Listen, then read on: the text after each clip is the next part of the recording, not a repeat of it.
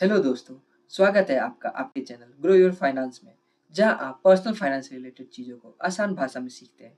तो दोस्तों, आ गया वो दिन जब आपको लगने लगा है कि रेंट देना पैसों की बर्बादी है और बैंक को ईएमआई के नाम पर अपनी आत्मा बेचना एक स्मार्ट इन्वेस्टमेंट है। मजाक एक तरफ, हम सब जानते हैं कि मिडिल क्लास इंसान का सबसे बड़ा सपना होता है अपना खुद का घर। लेकिन जब डाउन पेमेंट जमा करने की बारी आती है, तो सेविंग अकाउंट में सन्नाटा छा जाता है।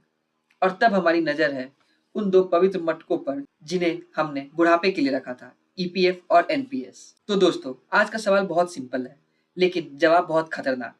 अगर घर खरीदने के लिए पैसा निकालना है, तो किसका खून किया जाए, ईपीएफ का या एनपीएस का? तो दोस्तों, अभी नियम में काफी कुछ बदलाव हुए हैं। अगर आपने इमोशन में आकर बिना सोचे समझे गलत फंड छेड़ दिया, तो इनकम टैक्स वाले अभी रुलाएंगे और महंगाई बुढ़ापे में। तो चलिए इस ऑपरेशन को शुरू करते हैं और देखते हैं पैसा कहाँ से निकालना सेफ है। सबसे पहले बात करते हैं हमारे पुराने दोस्त यानी ईपीएफ की। ये वो पड़ोसी है जो मुसीबत में हमेशा चीनी देने को तैयार रहता है। ईपीएफ को मैं कहता हूँ फ्रेंडली नेबर, क्योंकि इसका रवैया ऐसा है कि अरे भाई, तुम्हारा ही पैसा है, जब चाहे ले जाओ, बस एक हथौड़ा मारो और गुल्लक फोड़ दो। यहाँ नियम बहुत सीधे हैं। सर्विस रूल: क्या आपने 5 साल की नौकरी पूरी कर ली? अगर हाँ, तो बधाई हो, विड्रॉल टैक्स फ्री है।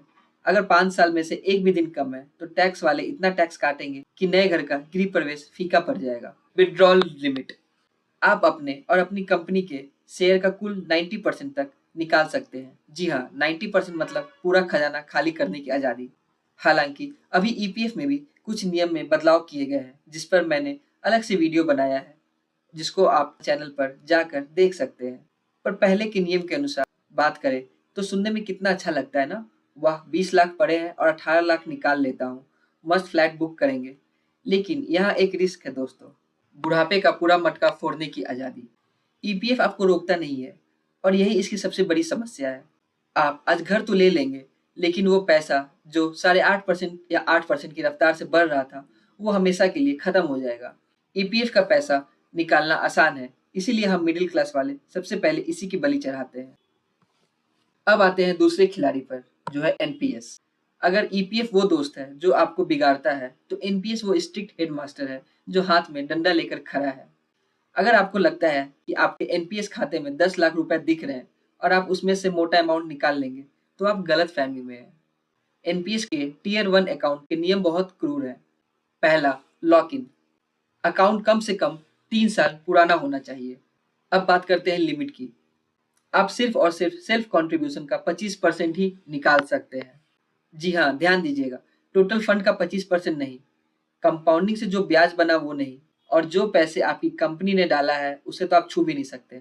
मतलब अगर 10 लाख के कॉर्पस में आपका खुद का डाला हुआ पैसा 4 लाख है, तो आप सिर्फ और सिर्फ 1 लाख रुपए ही निकाल पाएंगे। बाकी के 9 लाख वो लॉक है 60 साल की उम्र तक। एनपीएस साफ कहता है, घर छोटा ले लो, लेकिन बुढ़ापे के पैसे मैं नहीं दूंगा। ये विड्रॉल टैक्स फ्री जरूर है, लेकिन अमाउंट इतना छोटा मिलता है कि शायद इससे घर की बालकनी भी ना आए। अब इन दोनों को आमने सामने खड़ा करते हैं। ये लड़ाई है वॉल्यूम वर्सेस डिसिप्लिन की। तो पहले ईपीएफ को देखते हैं। यहाँ आपको बड़ा अमाउंट तुरंत मिलता है। अगर आपको डाउन पेमेंट के लिए 15-20 लाख की जरूरत है, तो सिर्फ ईपीएफ ही आपकी मदद कर सकता है। ये प्रैक्टिकल है, लेकिन इसके साइड इफेक्ट्स ये हैं, आपका रिटायरमेंट फंड जीरो हो सकता है। आप अमीर घर में तो रहेंगे, लेकिन जेब खाली रहेगी। अब बात करते हैं एनपीएस की। एनपीएस आपको सिर्फ चिल्लर देता है। घर खरीदने में ये प्रैक्टिकली किसी काम का नहीं होता, लेकिन इसका एक हिडन बेनिफिट है दोस्तों। क्योंकि एनपीएस आपको पैसा निकालने नहीं देता, ये जबरदस्ती आपका बुढ़ापा सुरक्षित कर रहा है। ये आपको खुद से बचा रहा है। तो फैसला आपको करना है, क्या आपको आज का बड़ा पैसा चाहिए, या आपको एक ऐसा गार्ड चाहिए जो आपको पैसे खर्च करने से रोके। अब मैं जो बात करूंगा उससे शायद आपकी रात की नींद उड़ जाए।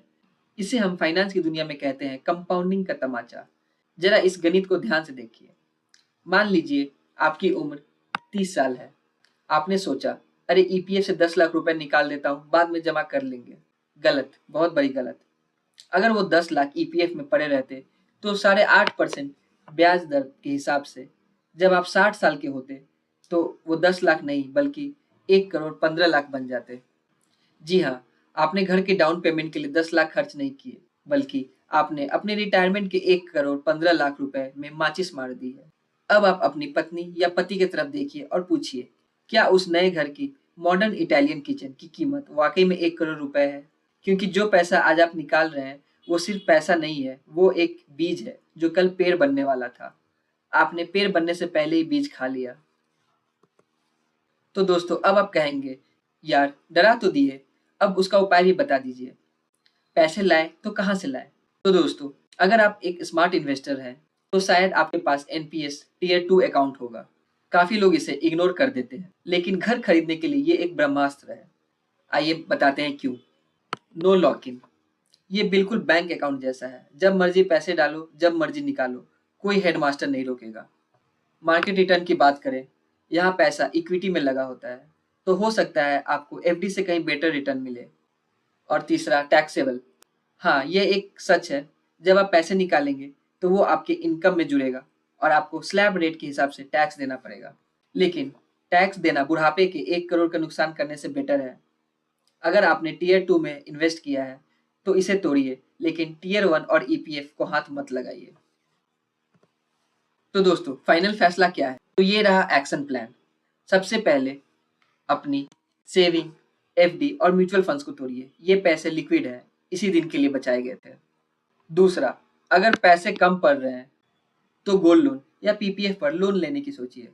और तीसरा, यानी मजबूरी में, अगर फिर भी बात नहीं बन रही है और घर लेना ही है, तो मजबूरी में ईपीएफ ही एकमात्र सहारा बचता है, क्योंकि एनपीएस तो आपको पैसे देगा नहीं। लेकिन नीचे वाला टिप ध्यान से देखिए। अगर ईपीएफ निकाले हैं, तो अगले ही महीने से अपनी एसआईपी बढ़ा दीजिएगा, वरना 60 की उम्र में पछता सकते हैं। उस 1 करोड़ के नुकसान की भरपाई करने के लिए आपको अपनी इन्वेस्टमेंट आज से ही डबल करनी होगी। घर जरूरी है, लेकिन छत के नीचे भूखे पेट सोना पड़े बुढ़ापे में, वो भी ठीक नहीं है। और हाँ, एक जरूरी बात दोस्तों याद रखिएगा, ये इन्फॉर्मेशन सिर्फ आपको अवेयर कराने के लिए है। तो इस इन्फॉर्मेशन के बेसिस पर आप कोई भी डिसीजन ना लें। किसी भी तरह के डिसीजन लेने से पहले किसी काबिल फाइनेंशियल एडवाइजर की सलाह जरूर लें। तो ये थी ईपीएफ और एनपीएस जंग की असली हकीकत। घर खरीदना एक इमोशनल फैसला है, लेकिन उसकी फील्डिंग एक लॉजिकल फैसला होना चाहिए। अगर इस वीडियो ने आपके कुछ पैसे बचाने में मदद की हो, तो लाइक का बटन जरूर दबाइए और उन दोस्तों के साथ शेयर कीजिए जो घर घर खेल रहे हैं। और हाँ, ऐसे फाइनेंस के ज्ञान को सिंपल भाषा में समझने के लिए ग्रो योर फाइनेंस चैनल को सब्सक्राइब करना मत भूलिए। मैं मिलता हूँ फिर अगले वीडियो में। तब तक के लिए पैसे बचाते रहिए और समझदारी से इन्वेस्ट करते रहिए।